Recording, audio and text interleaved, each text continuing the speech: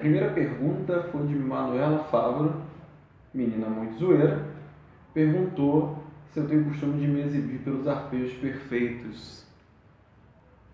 Eu gosto de usar arpejos, mas não do jeito, tanto do estilo tipo Malmsteen ou coisa do gênero.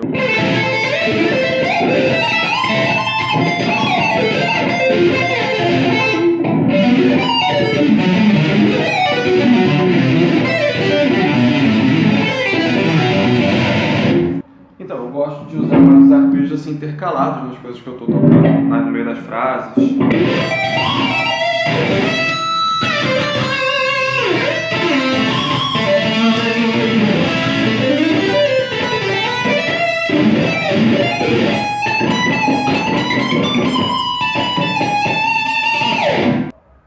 Alan Vieira me perguntou qual técnica exige mais o treino diário para você. Para mim, com certeza, é paletada alternada.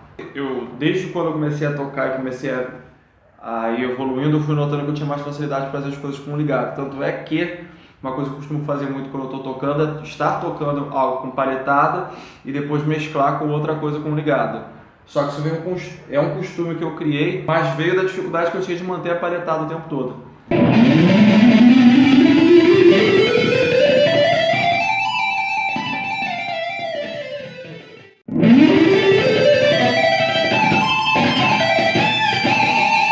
Mas eu comecei a ver que fazer os exemplos ligados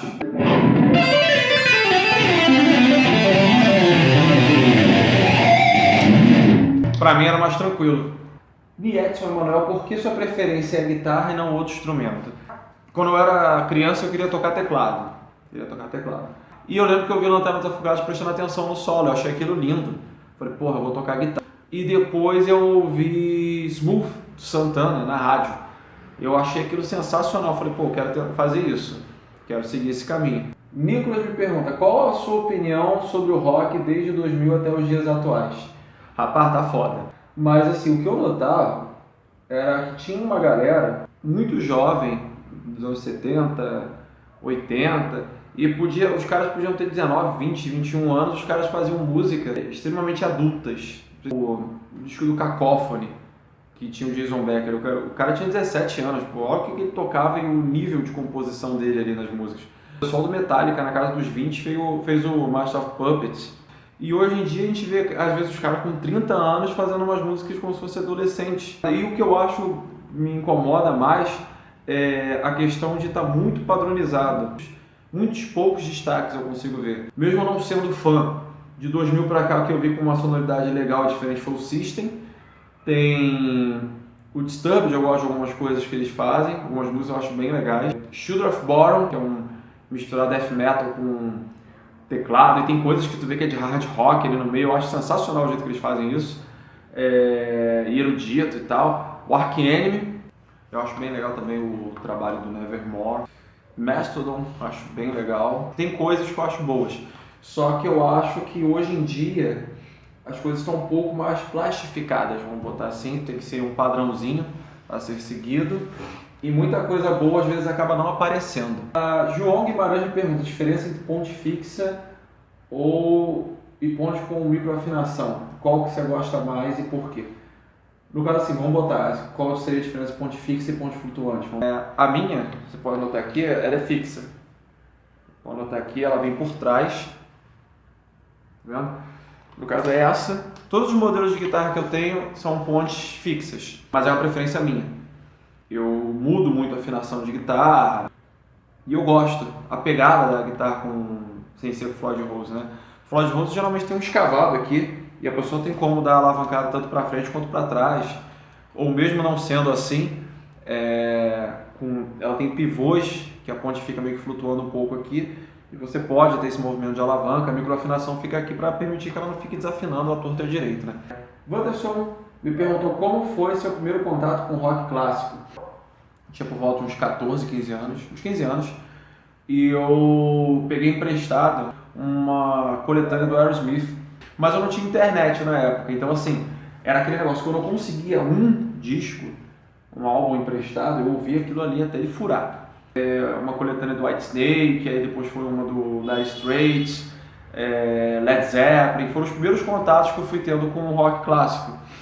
Depois eu fui conseguindo ir mais a fundo com o passar do tempo, Pink Floyd, Rush. Querida Larissa, com quantos anos você ganhou a sua primeira guitarra? E se eu lembro da minha primeira música, quais as dicas eu dou para a pessoa se tornar um bom guitarrista? Minha primeira guitarra eu ganhei com 13 anos, 13 para 14, foi um Natal, eu ganhei uma extrato da área. Quando eu ganhei a guitarra, a primeira música que eu aprendi a tocar na guitarra, que eu lembro, foi Homem Primata, do Titãs.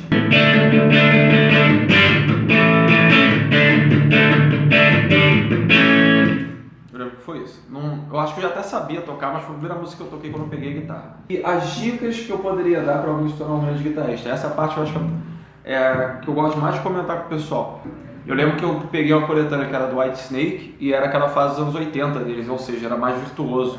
Mas eu não entendi porra nenhuma. Ouvindo Dire Straits, como eu tava pegando pentatônica, os bends, as primeiras articulações assim e tal, do Dire Straits eu já consigo fazer uma coisa ou outra mais certinha.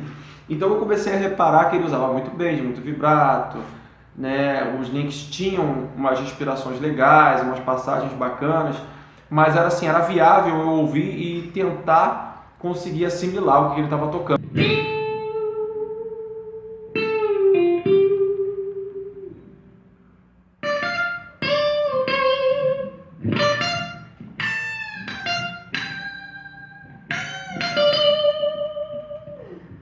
Eu ficava improvisando em cima dos discos. Eu comecei a focar nas coisas simples, mas tentar fazer da forma mais perfeita possível, que é uma coisa que às vezes eu vejo faltar.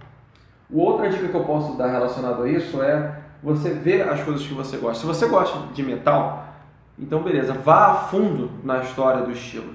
Vamos botar, você é apaixonado pelo Metallica, igual eu falei, beleza, mas não fica só nisso. O que veio antes do Metallica? Uma coisa que eu acho bem interessante é você ver como se fosse uma árvore genealógica. O Metallica, eles têm muita influência de Mercyful Fate, eles falam bastante, Iron Maiden, Black Sabbath. Essas bandas, como eles tocam, como é que eles compõem, como é que é o material deles. Os guitarristas do Iron Maiden são fãs do Rory Gallagher, por exemplo. Pô, Rory Gallagher não é metal, é blues rock. Peraí, deixa eu voltar aqui, deixa eu ver essa história. Você acaba criando uma árvore genealógica toda musical do que influenciou o quê. E, por exemplo, até além. O Metallica influenciou o Pantera, por exemplo. Influenciou o Dream Theater. Então você vai começando a ver o que veio antes e ver até o que veio depois. Aprenda a tocar minimamente improvisando um blues. Do estilo que foi a base de todos os outros. Dele saiu o rock, saiu o jazz. O Pantera, por exemplo. Experimenta ouvir o Walk e ver se não é aquela levada. Então, é uma grande base, uma grande escola a ser estudada, nem que seja minimamente. Tem uma atenção muito especial aos bends e os vibratos. Não adianta a pessoa sair tocando igual a doida e no final cagar tudo na hora do bend e do vibrato.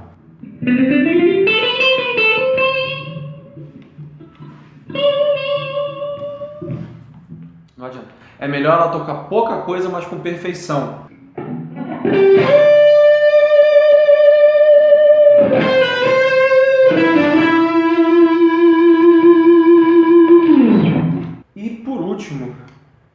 Na hora de ouvir críticas e conselhos. Isso é uma experiência própria, até. Ouça pessoas que estão além da sua jornada. Pessoas que estão passos à frente de você. E não aquelas que estão em degraus abaixo de você. Isso daí que você toca, ninguém vai gostar. Quem está falando isso para você? É um músico infinitamente melhor do que você? Vou te dar um exemplo bem interessante. Já chegaram para mim e falaram que você não pode, não deve ficar tocando essas coisas muito pesadas. O pessoal gosta de ouvir Charlie Brown Jr. Desculpe quem gosta de ouvir Charlie Brown Jr., vai ouvir Charlie Brown Jr. Acabou. Se eu tiver que tocar, eu vou tocar. Já passei música do Charlie Brown para o aluno, mas eu não ouço, eu não gosto. Acabou. Mas as pessoas gostam disso. As pessoas hoje em dia gostam de Anitta e Pablo Vittar. Se for por isso, então, né? Tá todo mundo fudido. Então preste atenção nisso. Quem você vai estar dando ouvidos? Se é uma pessoa que, através daquela crítica, daquele comentário, vai te acrescentar ou não. Se não for te acrescentar, ignora. Que vai ser a melhor coisa que você pode fazer e vai te acrescentar bem mais ignorar do que aceitar o que ela falou. Qual o melhor álbum da história do rock? Patrick me pergunta. Eu não sei qual seria a qualificação para isso. Muitos falam que é o Sgt. Pepper's dos Beatles, né? E eu concordo, eu acho que ele conseguiu extrapolar, ele conseguiu partir já para influenciar todos os outros estilos musicais, mais ou menos, seja por questão de produção, seja por questão das composições, seja lá como, da forma de gravar. E eu coloco alguns poucos álbuns assim no meio, como Kind of Blue do Miles Davis. E, na minha opinião, se tivesse que escolher um álbum, para mim, sendo o melhor álbum da história do rock, eu diria que era o The Dark Side of the Moon, do Pink Floyd. É um dos álbuns mais próximos de algo que poderia se dizer como divino. E Paulo Vitor, Paulo Campos, qual foi a primeira música difícil que você aprendeu a tocar e qual foi a sensação quando terminou de tocá-la? Embora não seja a música mais difícil de todos os tempos, essa música foi a Want It All, do Queen. Mas ela sempre me impressionou por causa da pegada do Brian May tocando aquilo. Eu achava aquilo surreal.